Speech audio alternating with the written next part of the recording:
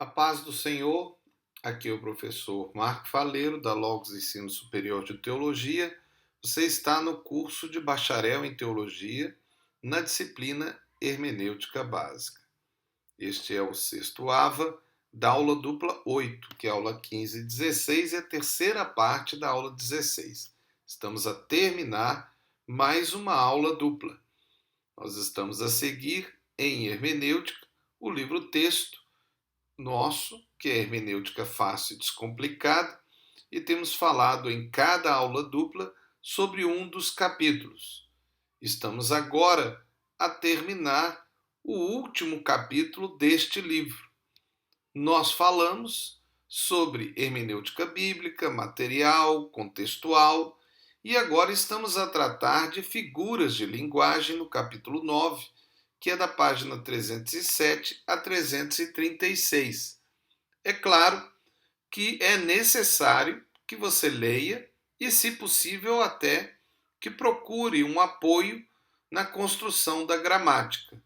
Se algum dos alunos não fez o ensino médio, porque é um aluno participante, ele precisa, sem dúvida, de estudar mais até terminar o seu ensino médio, para isso lhe auxiliar, mas nada impede que ele estude sobre o assunto. E você que já fez o ensino médio, e talvez até tenha um curso mais avançado em gramática, seja da língua portuguesa ou de qualquer outra das línguas oficiais de Angola, você precisa se aprofundar. Por quê? Aprofundando, você entenderá melhor estas ferramentas usadas pelos autores da Bíblia. Na verdade, usadas pelo Espírito Santo para se revelar a nós. Nesta AVA, que é a última desta aula dupla 8, vamos ampliar a ideia geral do que é sentido literal e sentido figurado. Vamos ver então agora um pequeno vídeo de um canal chamado Bom de Língua. Ele é brasileiro, é uma forma irônica, mas também fiel ao conteúdo analisado. Por favor, considere esta realidade, que é uma forma brasileira de se falar. Eu incluí aqui porque tem um objetivo. Então veja e depois vamos continuar. Canal Bom de Língua. Curta, compartilhe, inscreva-se. Fala, Bom de Língua. A gente já viu a diferença entre informações objetivas e subjetivas e entre textos literários e não literários.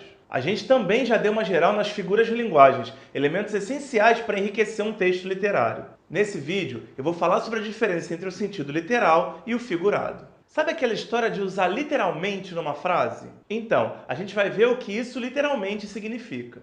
Pode até parecer fácil, mas basta a gente dar uma olhada em como as pessoas estão interpretando textos ultimamente que fica clara a dificuldade que as pessoas têm em dominar essas características. Preparado? Então vamos lá. Sentido literal é o sentido primário, primitivo. É o que a palavra quer dizer desde a sua origem. Já o sentido figurado é um sentido atribuído posteriormente, um desvio do sentido original da palavra. Seja de forma pensada por meio das figuras de linguagem, daí o nome figurado, ou por falta de termos melhores. O sentido literal também é chamado de denotativo. Já o sentido figurado também é chamado de conotativo. Vamos ver na prática? Dá uma olhada nessa frase. Aquela cobra morreu. Você diria que essa frase tem sentido denotativo ou conotativo? A palavra cobra foi usada literalmente ou figurativamente? Na verdade, nesse exemplo, só dá para entender o sentido da frase dentro de um contexto. Se a gente estiver conversando num zoológico, por exemplo, provavelmente foi um animal cobra, um réptil que acabou de morrer. Já se essa frase for dita numa reunião de condomínio, provavelmente quem morreu foi aquela vizinha chata. No primeiro caso, era literalmente uma cobra. Já no segundo, era figurativamente. Vamos ver outro exemplo, dessa vez mais simples. Qual o sentido da frase "eu tô morrendo de fome"? 99% das vezes, quando essa frase é dita, ela tem um sentido conotativo, figurado, já que seu uso geralmente é uma hipérbole para expressar que a pessoa está com muita fome. Dificilmente essa pessoa vai estar morrendo de fato. Fácil, né? O problema é que a gente muitas vezes vê as pessoas usando a palavra literalmente de forma errada, como ferramenta de ênfase, de intensidade. Não é raro a gente ouvir um narrador de futebol dizer "Fulano está literalmente pegando fogo". Sério? Será que se eu olhar para a TV eu vou ver um jogador em chamas gritando desesperadamente? Pegando fogo é uma metáfora, uma forma de dizer que o fulano está jogando muito. Logo, não pode ser literalmente. O mesmo acontece quando alguém diz: eu estou literalmente correndo contra o tempo. Não, você não está. O tempo não corre, ele é constante. E geralmente, quando alguém diz isso, não está de fato correndo, está só fazendo as coisas com muita pressa. O que é bem diferente. E se por acaso você ouvir alguém dizer: eu vou literalmente matar ele, pode chamar a polícia porque alguém vai cometer um crime. Acho que ficou claro, né? Ah, e se você tiver dificuldade para lembrar os nomes, pensa que denotativo começa com D de dicionário, ou seja, sentido literal. Já conotativo começa com C de coração, que é algo mais metafórico, ou seja, o sentido figurado. Você agora literalmente sabe um pouco mais sobre o sentido denotativo e conotativo. Meu nome é Sandra Taliba e eu figurativamente te espero aqui no próximo vídeo. Um abraço!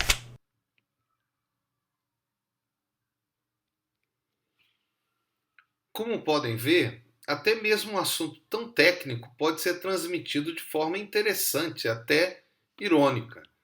A linguagem é a comunicação. Agora, para um angolano, será de uma forma. O que você viu é a forma como atinge a maioria dos brasileiros, que são extremamente informais. Mas os angolanos são mais formais. Apesar de que nós sabemos que alguns de vocês, alunos, podem ter já uma contextualização multicultural e possam ter assistido esse videozinho falando sobre sentido literal e sentido figurativo e possam ter assim, eu gostei, foi muito legal, né? Como um brasileiro diria, e como eu sou.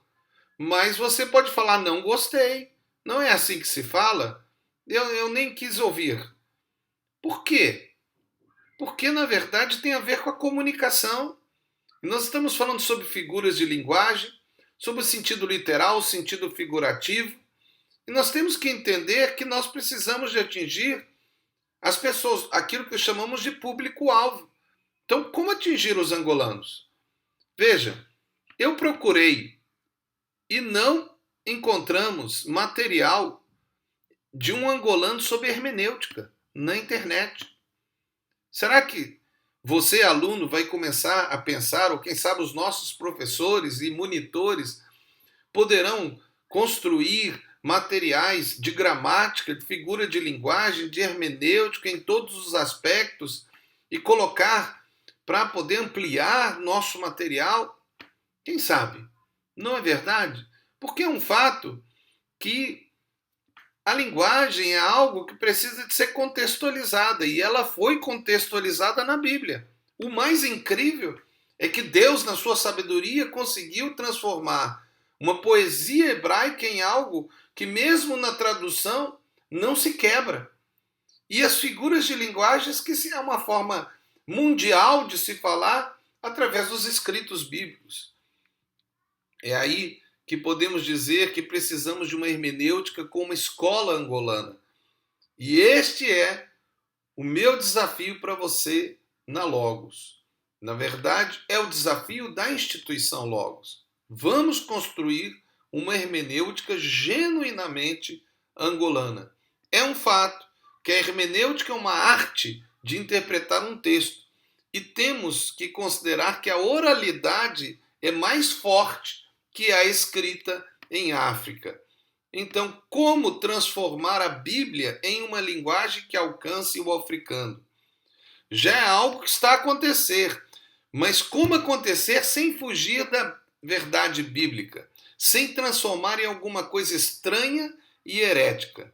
Eu encontrei uma escritora moçambicana que falou num programa sobre oralidade e quero terminar para sua análise com as palavras dela. Isso é encontrado no YouTube, é público. E ela fala também sobre ancestralidade, mas nós não vamos mostrar todo o documentário ou a entrevista dela num programa, inclusive que parece que é de um brasileiro. E ela não se apresenta e não parece ser cristã, ou pelo menos evangélica, como nós. Mas é interessante, como escritora, a abordagem dela, e eu gostaria que você prestasse atenção. Que Deus te abençoe e depois disso estaremos terminando esta AVA e essa aula dupla. Aqui é o professor Marco Faleiro, da disciplina Hermenêutica Básica. Então, continue a ver agora a entrevista desta senhora que será apresentada. Deus te abençoe.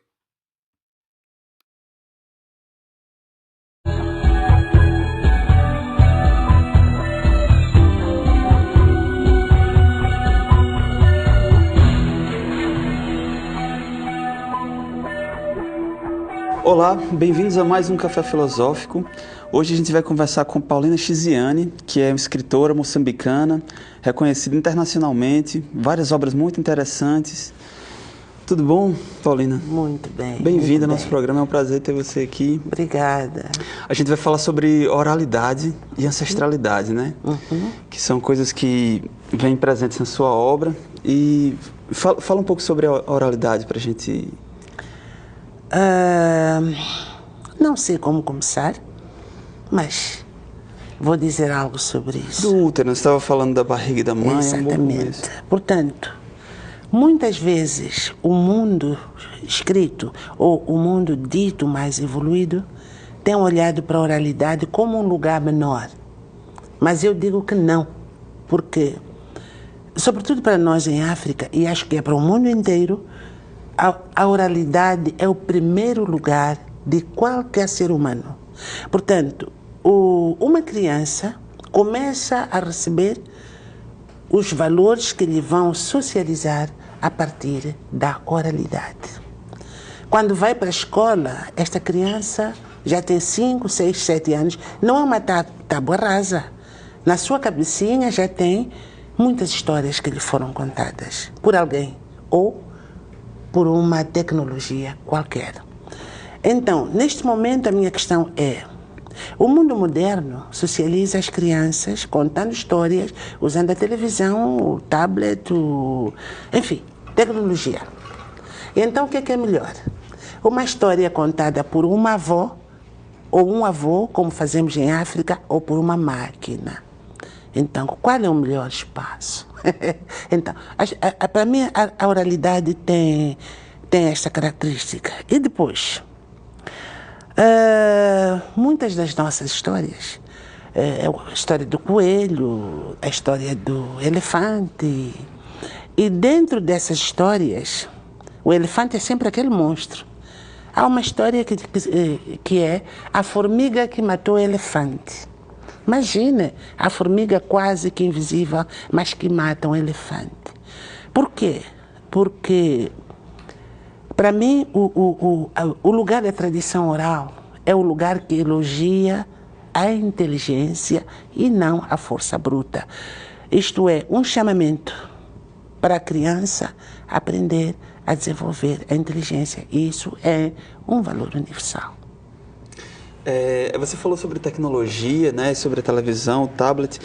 Será que a gente não teria como usar essa... Porque hoje com o YouTube, com a massificação do uso do tablet, talvez exista a possibilidade dos avós contarem histórias para os seus netos através dessa ferramenta, né? Sem dúvida. Eu lembro que em Moçambique já tivemos programas em que um ancião ou uma anciã ia para a televisão contar a história. Mas a minha questão prevalece. O que é melhor? Ouvir a história através de uma televisão ou ouvir a história da minha avó? A história que a minha avó contou. Então, a questão do afeto. Dela, né? Exatamente. Porque o ser humano não pode ser substituído por uma máquina, nunca.